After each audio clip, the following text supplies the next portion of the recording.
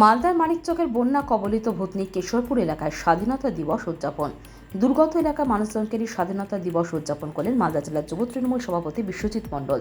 স্বাধীনতা দিবস উদযাপন উপলক্ষে এলাকার বানভাসী পরিবারদের হাতে শিশুদের জন্য দুধ ও খাবারের সামগ্রী বিলি করলেন তিনি।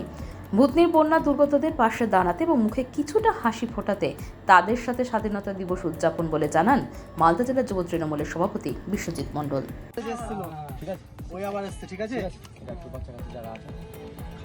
বাচ্চা আছে, তিনটা আছে। এটা কে দিল?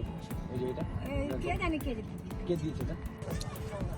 ৭৮তম স্বাধীনতা দিবস উপলক্ষে বন্যা দুর্গত মানুষদের পাশে আজকে আমরা দুধ এবং জিলেপি আমরা আজকে বিলি করলাম এবং চেষ্টা করছি এই দুর্গত মানুষদের পাশে দাঁড়ানোর। পাশাপাশি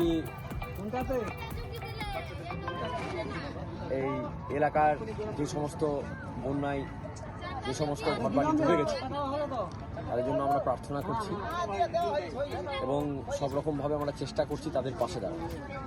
ব্যুরো নিউজ বাংলা টাইমস।